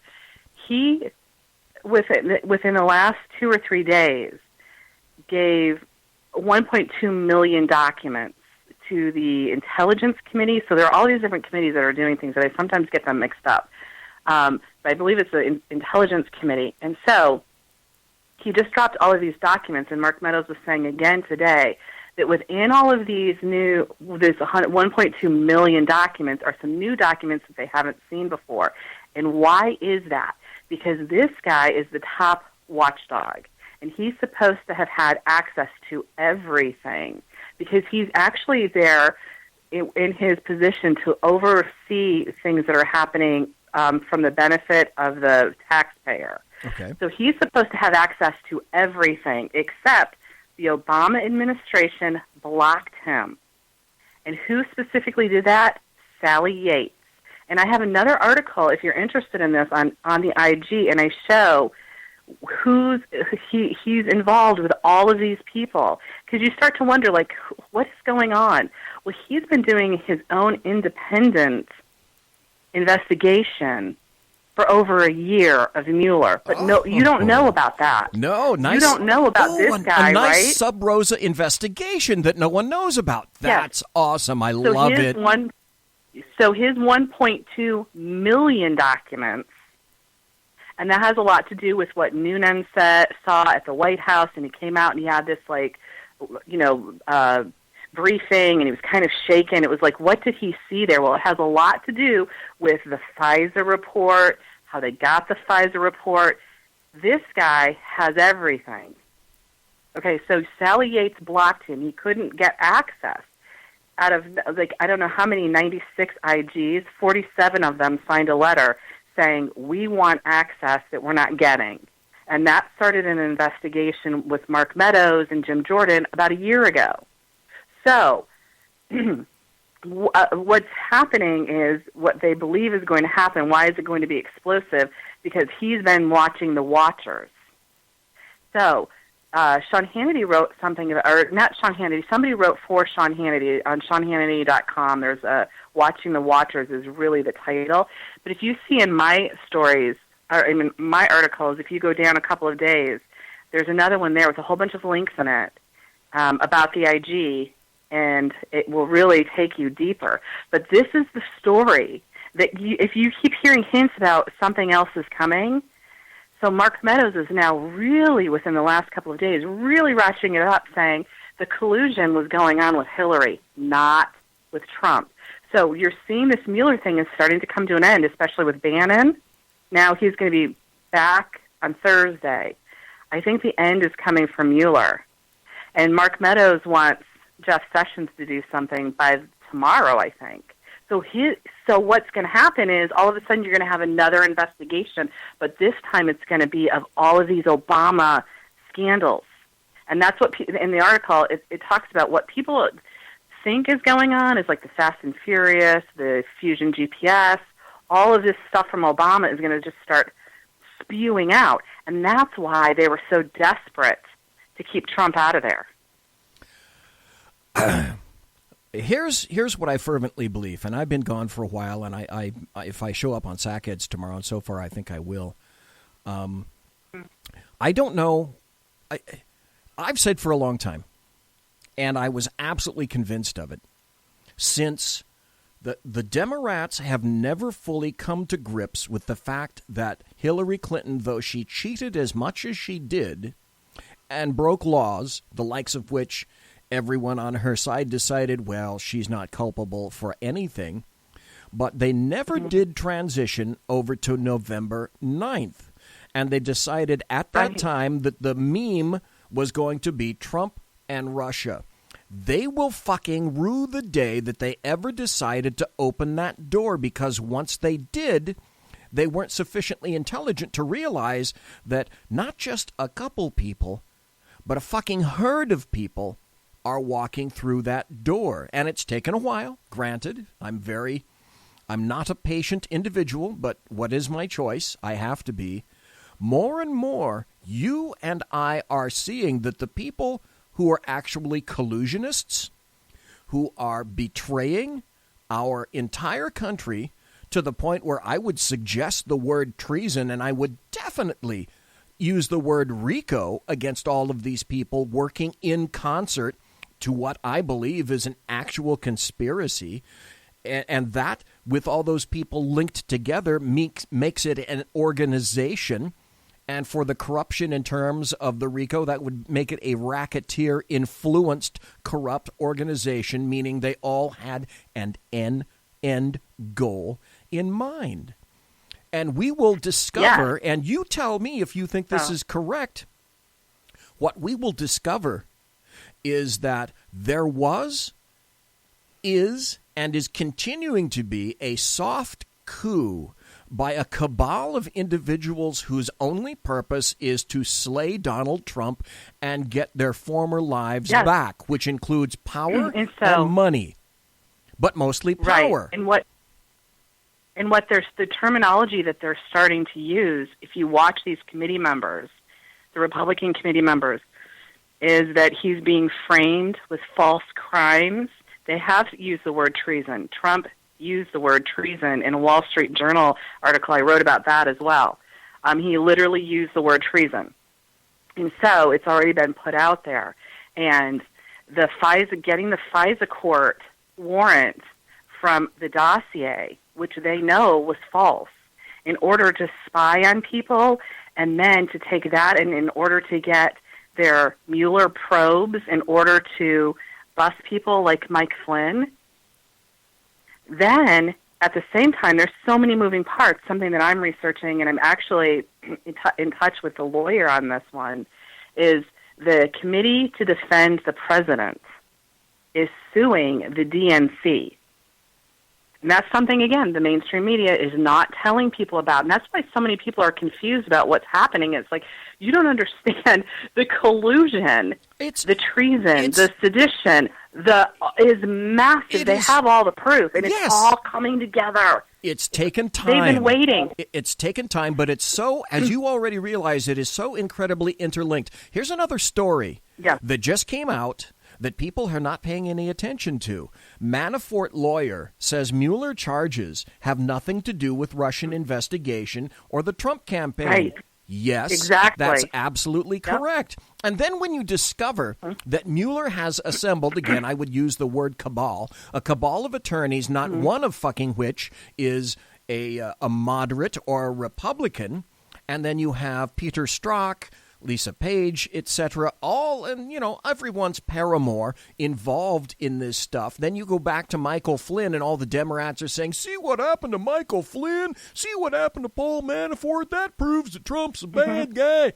Well, if you're Manafort's attorney and if you're Michael Flynn's attorney, are you not doing somersaults saying, oh, my God, this will be the easiest case to overturn because none of these guys are fair and they're all biased from the get-go. They're all, and I've interviewed a couple of different lawyers and Bob Barr. God. Remember Bob Barr, an FBI agent? And it's like our country is so divided with what people are.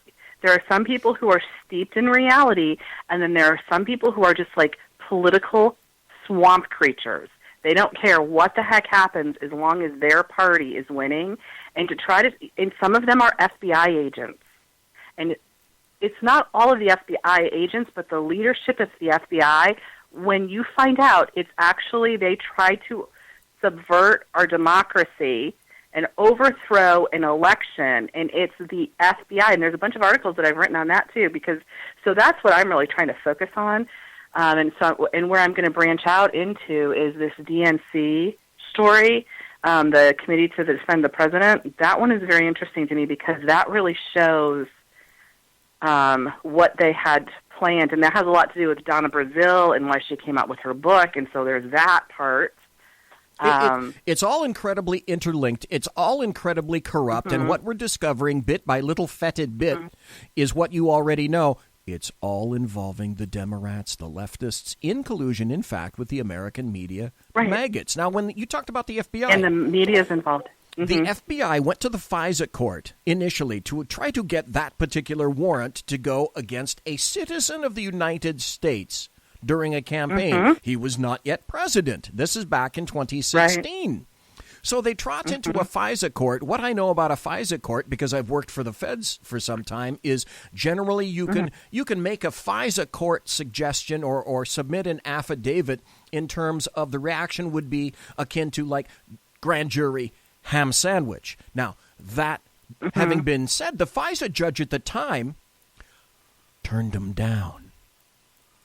Right. So then they thought, okay, we need Plan B. What was Plan B? Plan B was the Trump dossier, paid for by the DNC, Hillary Clinton, and I have to be honest, one dude from the Washington Free Beacon, who's not a Republican. They paid cash for that. There's all sorts of, and there are a couple of more articles about that I wrote. They were leaking it to the media. Yes. And they knew that it was unverified when they took it, so they've perpetrated a fraud on the foreign court. Yes. So now you've got that. No, and stop just for a second. Stop just for a second. Do you remember the federal judge that recused himself over this particular case? Yes. Who was that judge? He was a FISA court judge. Gosh.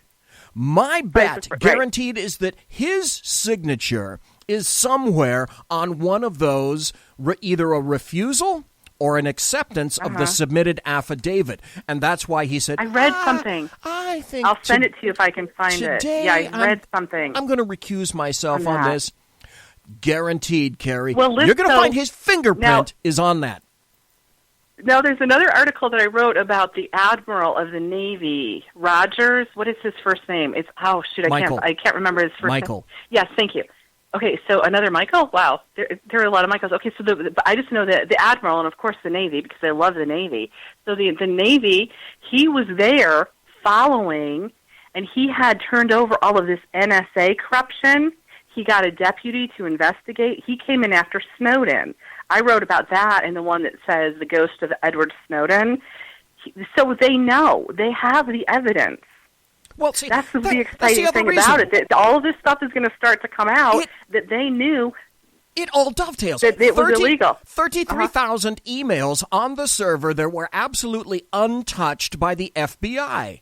The fix was in from the very beginning, and it was the leadership. The specific. Yes, it was at the the same top. guys all the time. It was at the top. The fix wasn't in at the tarmac meeting. Oh, fuck no. The fix was in from the very beginning. These people, the FBI, elements of the FBI, in concert with the DOJ, wanted to stop this from going on. Now, I will say, it's generally the upper management and leadership, middle to upper management of both of these organizations, because I'm not going to skewer abjectly both of these organizations, but the corruption from the top is absolutely unprecedented, and I still speak to the FBI guys now and then. Still, after over a year, and what Comey did in terms of ripping the FBI asunder, he ripped it apart, and the FBI, the line-level agents, despise his ass. Well, and I go back to this story. I was out in New Hampshire, and I was walking my dog, and I ran into a very nice man who was out walking his dog, and we were walking our dogs, and we were talking about politics, because somehow I'm always started talking about politics, and I'd never have seen him since this. I saw him one time, and he told me he was working with the Homeland Security. He was some bigwig in Homeland Security at some point. When I talked to him, he's retired. But he told me, he kind of leaned in and he said, let me tell you something. I want you to understand this. The average FBI agent is as American as you and I. Bingo. It's the leadership. Bingo. It's the leadership. And he said when the average American who supports Hillary finds out how corrupt and how horrible she is, we're more worried that they're going to freak out than we are about terrorists. And from that day,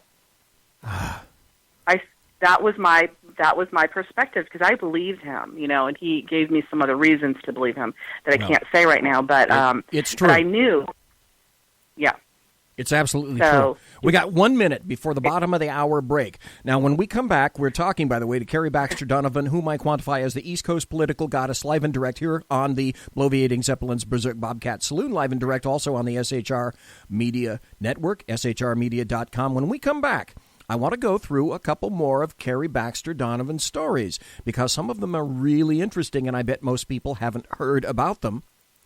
But what we're going to do also is we're going to talk about the nemesis, the bull in the china shop, that which shall not be named, Steve Bannon. No, we have to name him. He's my favorite. I know, that's true.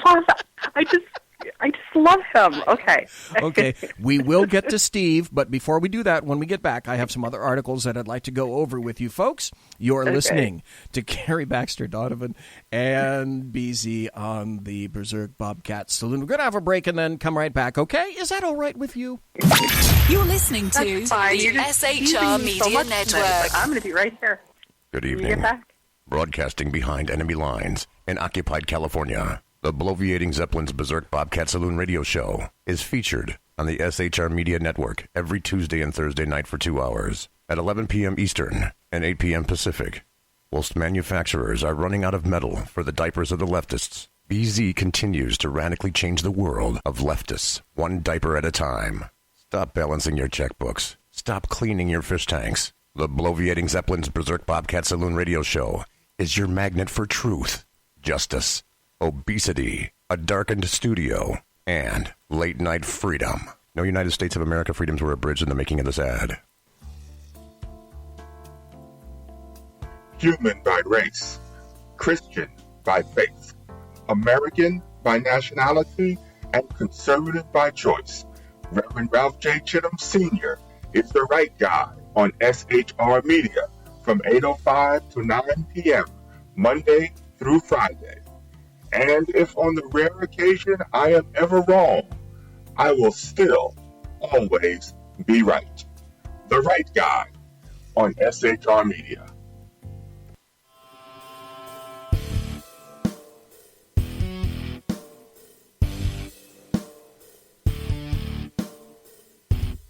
In a world controlled by corrupt politicians, a team of ordinary men emerge from the ashes to give voice to the voiceless, hope to the hopeless, clues to the clueless. Sackheads Sean, Sackheads Clint, and Sackheads BZ. The Sackheads Radio Show every Wednesday at 8 p.m. Pacific and 11 p.m. Eastern on SHRmedia.com. Watch on YouTube, Facebook, and the High Plains Pundit Network. The best in late-night conservative talk, the Sackheads Radio Show, only on the SHR Media Network. Go ahead, I'll say it again. Some of the best A-roll is going to be B-roll. Like, what are you talking about? What do you mean? Just the last question didn't get cut a couple seconds. Yeah, I'm a freaking artist. I can't just come up with this shit off the top of my head. Are you freaking kidding me right now?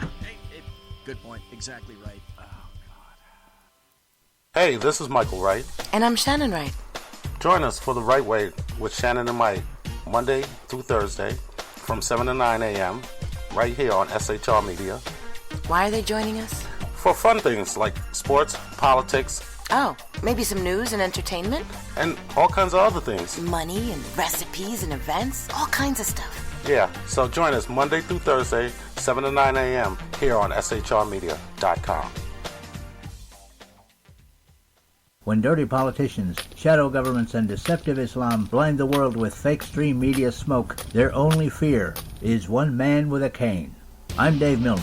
Join me through SHRmedia.com, HighPlainsTalkRadio.com, and the Western Free Radio Network at Spreaker, YouTube, and iTunes for a different perspective weekly on the unpleasant blind guy. And catch me on Jeff Mitchell's EDL Radio on BlogTalkRadio.com. There's no surrender ever. Because truth is not always pleasant. This is Sam on SHR Media. You can listen to my new show starting on Tuesdays in January. Get my perspective on national politics, a conservative's perspective on California politics, the latest in the war on terror, all of that and a lot more here on Tuesdays at SHR Media. And don't forget to follow me on Twitter at Sam_SHR Media.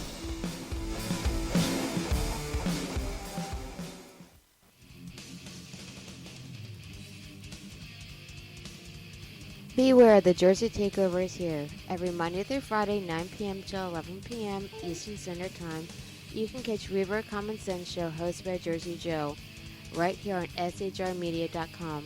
Only Jersey can deliver hell like no one else. So consider this your fair warning. Hey, this is Sackhead Clint, and I'm with Sackhead Sean, Sackhead BZ. No communists allowed on the SHR Media Network. Damn straight, mister. Back to the show. Conservative media done right. You're listening to the SHR Media Network.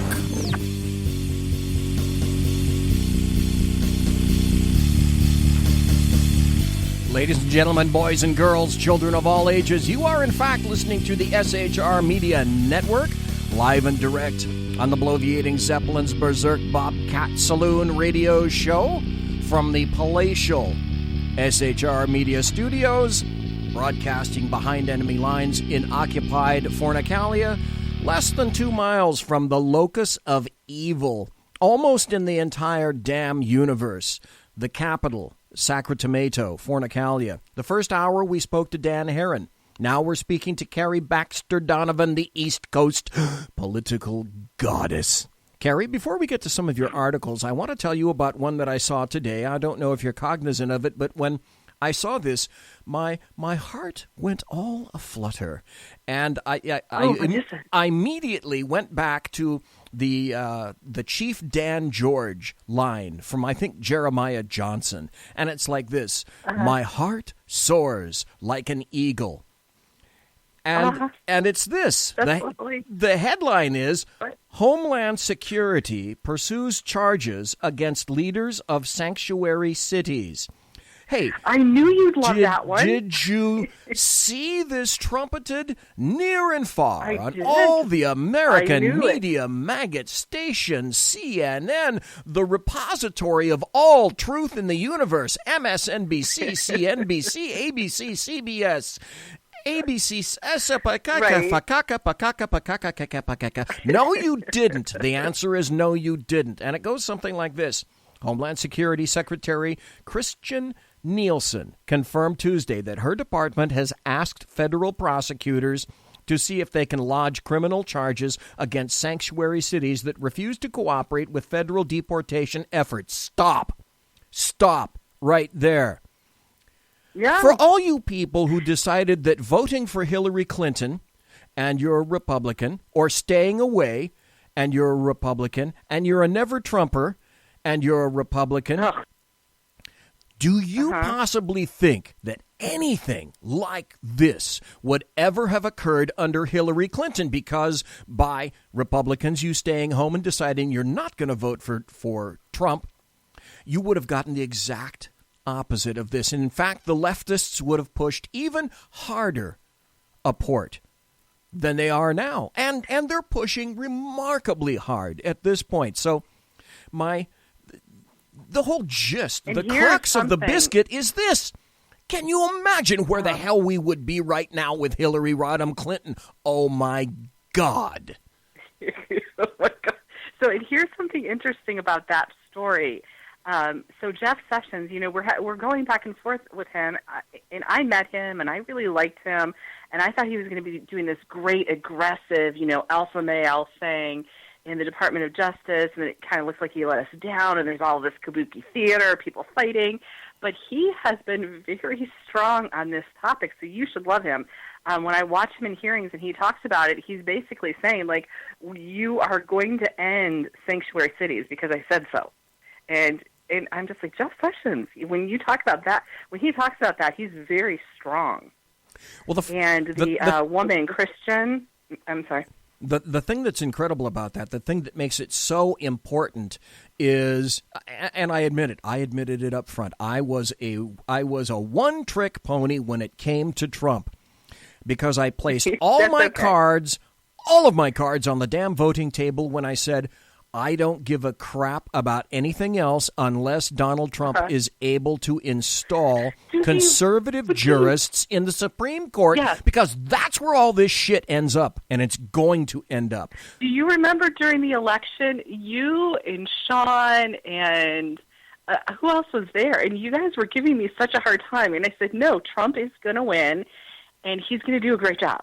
And y'all were like, no, Kari, get out of here.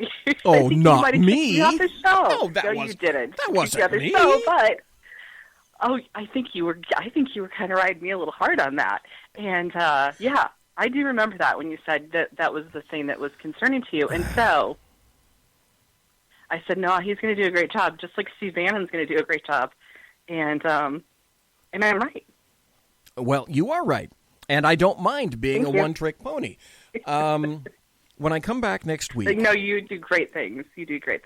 What? When I come back next week, I'm not going to be here on Thursday. When I come back next week, and I hope I'll be able to come back on Tuesday, I want to read an article about how the Republicans are saying that, still and all, you can't, Trump is so evil and wicked. All right, he's doing some good things. All right, he did this. All right, he did 81 other things. But still, he's evil and wicked. to the point where I'm saying, it's so funny. I am getting so tired. So tired. It's ridiculous. I've never been so I tired. just laugh at them. I know. Laughter is good therapy, and so it gives us something good to laugh at. They're absolutely ridiculous, and sometimes I grow very impatient with people who have just started following politics within the last, 5 years even. And you look at them, it's like, what is the complexity of your understanding here? How can you be so shallow to not get that, I'm thinking these things? How can you not understand these things that are going on with Trump and many Republicans? I've always had a problem with the establishment Republicans for many years, and they don't understand the complexities of what Trump is doing. There are times when he does these things, and I'm just like, oh, God, please don't do that. Please stop. You have to he is going to do things his own way. Well, and that's very true. There's two more stories that I'd like to talk to before we get to the story of the night. One of them was you wrote an article which said FEMA okayed alert questions mount on missile alert snafu and the history of mismanagement in the Hawaii EMA. So what did you discover about this? Because as far as everyone else knows, it's a guy that made a mistake and he pushed a button and, I made a mistake. That's all we know. And so in that article, what I did was, and here's another tip for any citizen journalist wannabes out there. So what I did was I went, and Neil McCabe actually taught me this. He wrote at Breitbart and for OAN, and he's very professional, and he's been a wonderful teacher and mentor to me, and he taught me this little trick. And so I used it on this article. I went and I found what the local media was saying. And so I searched on Twitter, as Twitter is an excellent tool, and I looked for who was writing things in Hawaii. And because they're, local media, they know more than I do. And he had written, I think his name was Nick, and he had written an article about the mismanagement at the EMS. This was kind of his topic. So I just took a deep dive into his articles, and I found that. And then on Twitter, I found a number of places where people were talking about, they were showing like they had used their phone to record what they were watching on TV, where the guy was saying it was a drill, and then he was saying it's not a drill. So I'm just like, what is the problem here with the EMS? The EMS then sent out a tweet saying that there was a press conference on the missile attack. And it's like, why do you not know that you didn't have a missile attack? Why are you having a press conference and a press release for a missile attack that you didn't have? So that had a lot of questions, like, was it scheduled? Was it a drill? Was it a FEMA drill? Because, they do all those weird FEMA drills. I did the citizen training for FEMA drills, and I found out a lot about what they were doing, and they're weirdos. But so I wrote the article, and then I'm searching, and I found out there's a press release, and it's at the top of the article, where it goes to the timeline, and it says that the Hawaii EMS contacted FEMA and got authorization to send out the alert. Really? That's in that press release at the top of that article. If you open that, stop. Stop just for a minute. Stop just for a minute, folks. Listen to what Kari is saying. Think of what she's saying. There's a story behind the story that the rest of the American media maggots don't give a fuck about. And they weren't interested. They are so lazy and corrupt. They were not even sufficiently interested, Fox News included, of course, to go and find the originating information from Hawaii and do an actual investigation instead of parroting everything else. How does this happen? How has journalism sunk to such depths? You're the damn journalist now. None of these other people are journalists. We can all do it. Disappointing That's this the thing. is. And that was, just for a moment, if I could just go on, that's what Andrew Breitbart was talking about. And that's Breitbart, by the way, Steve Bannon, instrumental in Breitbart. So that's what they were talking about, is that we're the media. We can do these things. We do not need to rely upon CNN and MSNBC. And we all need to be doing this. And it's so simple. If I can do it, because, I put the sexy in dyslexia. I can do it. Anybody can do this, right? Well, that's some funny shot. Yeah. So, and if I can do it, we can all do it. We all have phones. We can get on our social media and just start writing articles. If I can write an article, and I've had a little bit of training, and I'm always happy to help other people. But that's it. Why didn't they know how to do that? That was as simple as getting on Twitter. I sent the guy an email. I asked him if I could interview him. We can all do that. So, we can. Just a little bit of investigating. And so, anyway, there's there's a press release that says that they contacted FEMA. So that led me onto a number of questions. If I had some more time and a little bit more resources, I would contact some of the people at FEMA and try to figure out who okayed that. Those are 2 Trump nominees in FEMA, I believe. I started to look into it, and I thought, is there something political going on here? So, I don't know. But it's not the story we're getting. No, it's nothing like the story we're getting. It's damn near criminal. Can you imagine what would happen to the people of Hawaii if all of a sudden they discovered And it came out, and maybe some people in Hawaii know this, and they've purposely decided to sit on it in the rest of the 48, the contiguous 48, that the government was doing nothing but screwing with the citizenry of the entire state of Hawaii? Are you kidding me? Now, and that between you, me, and the lamppost would not be the first time that FEMA has messed with the heads of American citizens for a political purpose. I'm just saying. We all can go do some digging and find out that there's a whole other story.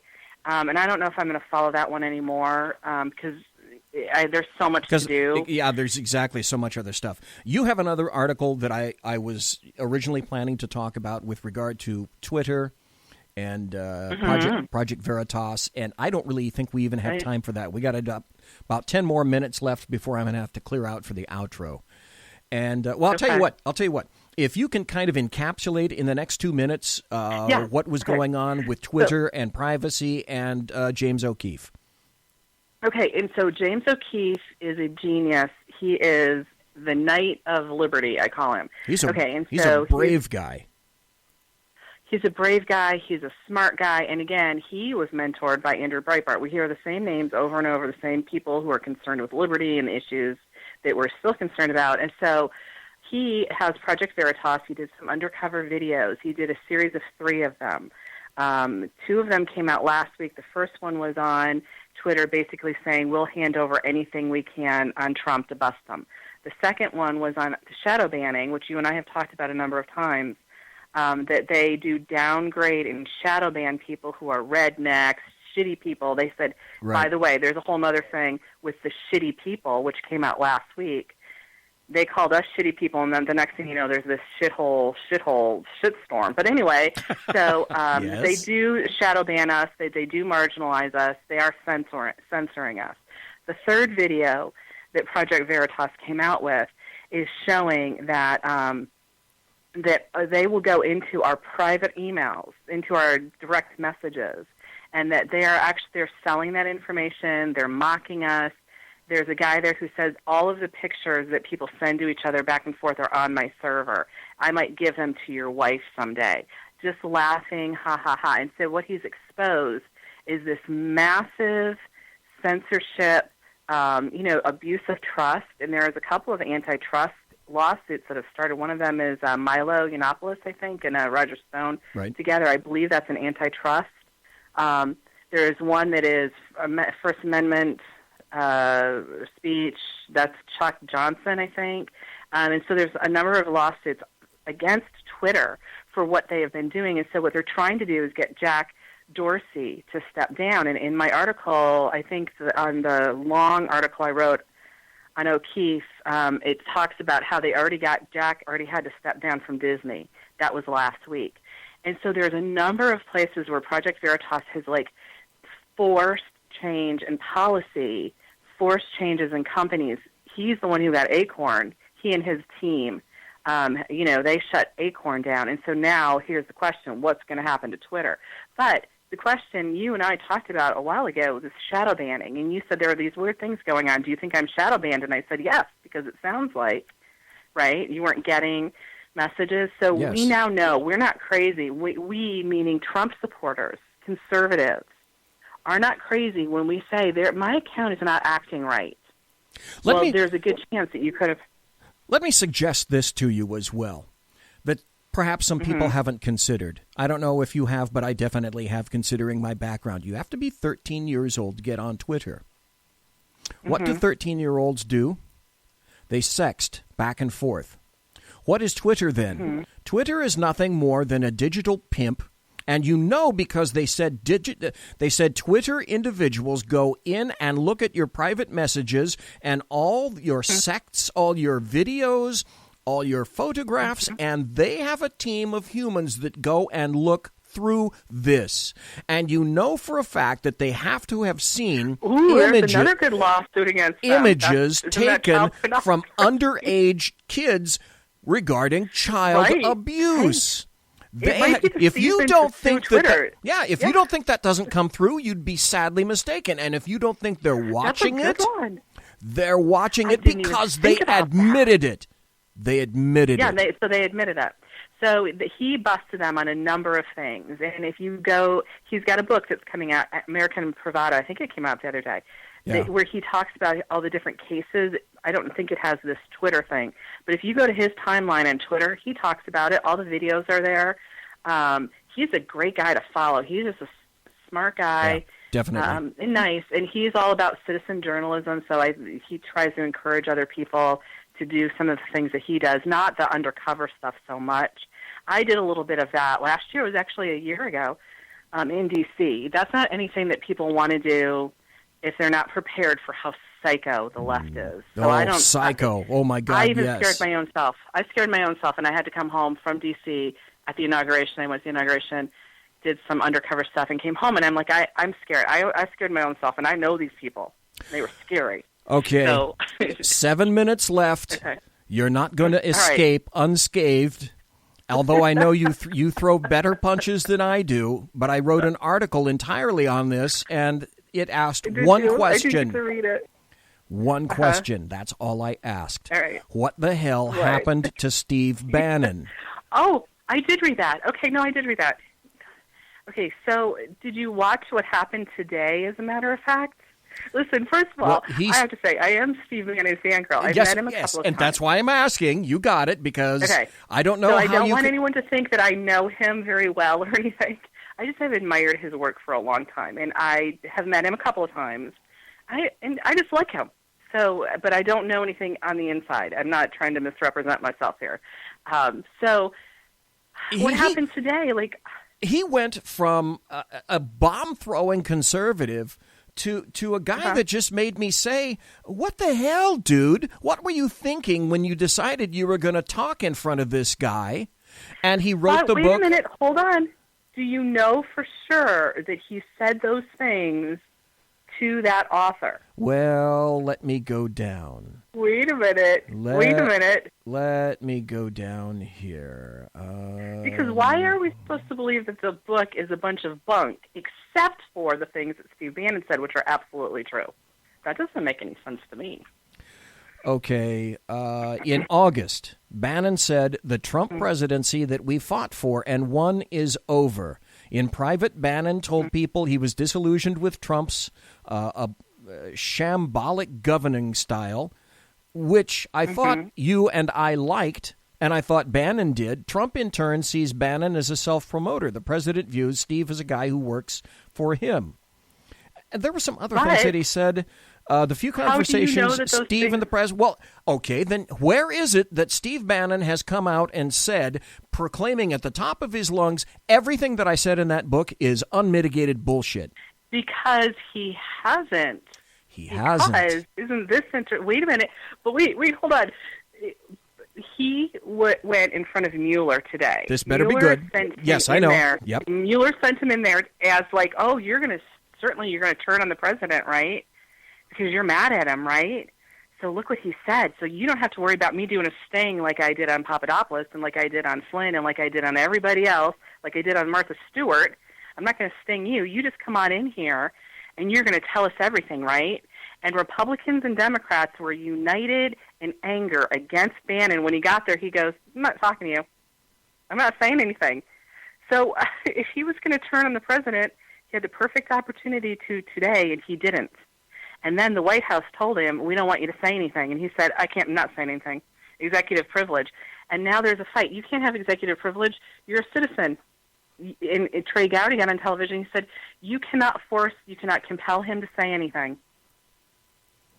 He might be the one. The whole thing might have been a setup. That's way too Machiavellian for me. When it's like the old Hell's Angel. It's like the old Hell's Angel story. Two Hell's Angels can keep a secret when one is dead. And it's the same that was true for LAPD, which I knew the O.J. Simpson thing was bullshit because two LAPD cops can't keep a secret. They're going to leak. Wow. I want to tell you something. I know two people who are in correspondence with Steve Bannon. on things. This better be good. Who I thought were going to tell me, like, he told me, it's okay, don't worry. And they were like, I can't believe this is happening. It's just horrifying. And I'm like, okay, so for last week for a little while, I'm like, this can't possibly be. I even started to think, he wouldn't have said those things. What the heck is going on? So I'm going to say that I think that the entire thing, from what interviewing the FBI people and all these, everyone who's involved with Mueller says, don't talk to him. So I'm going to say, as crazy conspiracy kook that I am, I think the whole thing is set up. So he's going to be testify again on Thursday. We might not know more on Thursday. Okay. I know you think it's kooky. I could be right again, though. What if I'm right again? That would be 3 for 3. Finally, we're going to have to go after this. We're going to have to wrap up. Finally, what I think is, Steve Bannon had conscious choices to make, okay, and he made them. And he made statements that he has not refuted to this point. So, well, then he would be a jerk Bannon if did he this did. and Bannon did that. And like my bosses always evaluated me, or Steve Bannon or anybody else, what have you done for me lately? And I said, Steve Bannon, dude, you had choices, and you made them. Mm-hmm. But wouldn't that speak to the character of the man? And so then I say the character of the man is the guy who made the movie about Sarah Palin. This guy's been around for a long time doing a lot of stuff that people don't know about.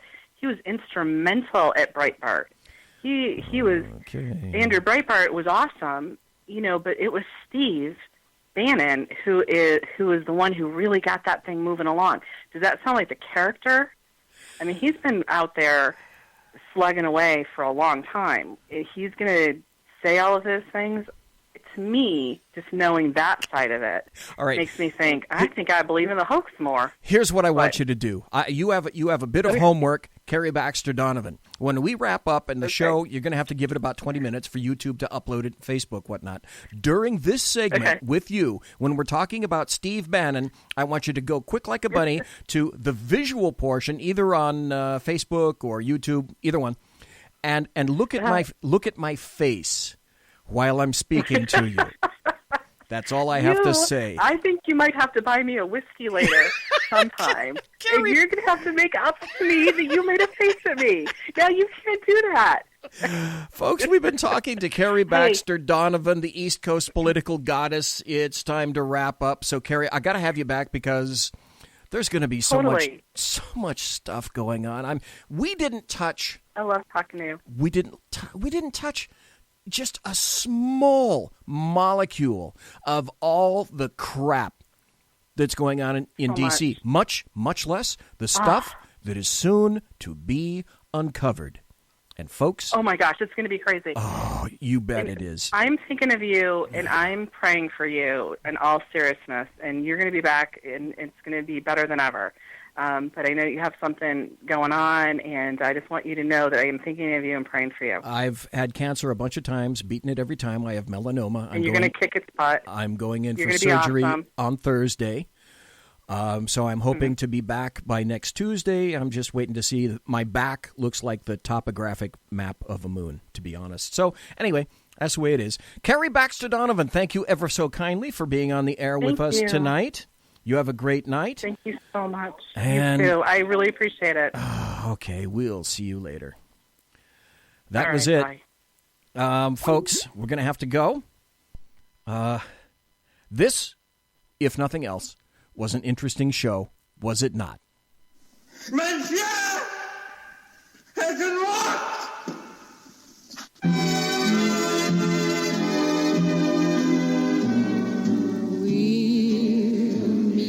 Ladies and gentlemen, boys and girls, children of all ages, thanks for listening to the Bloviating Zeppelin's Berserk Bobcat Saloon radio show right here, live and direct on the SHR Media Network. If you want to contact me, you can find me on Twitter at bzep, my website, bloviatingzeppelin.net, my email, bz@shrmedia.com. Promotional consideration by Pratt & Whitney Engines. Thrust you can trust. and also the Boeing Company. If it ain't Boeing, I ain't going. Say goodbye to the 747. The last 747 flight has been made. And also, thanks to my personal KC-135 Kettle 1 refueling team, with whom I will be consorting, God willing, and the levee don't break in less than 1 hour. Thank you for listening live. Thanks to Dan Herrin. Thanks to Kari Baxter Donovan. Thanks to you listening in podcast live and being in the chat room. God bless. Take care. Be safe.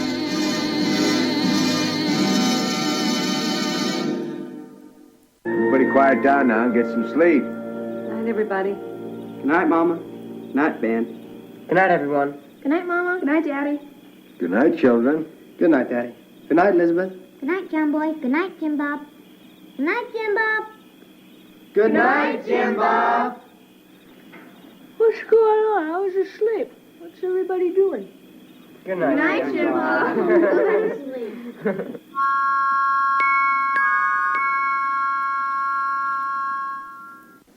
Good night, and good luck.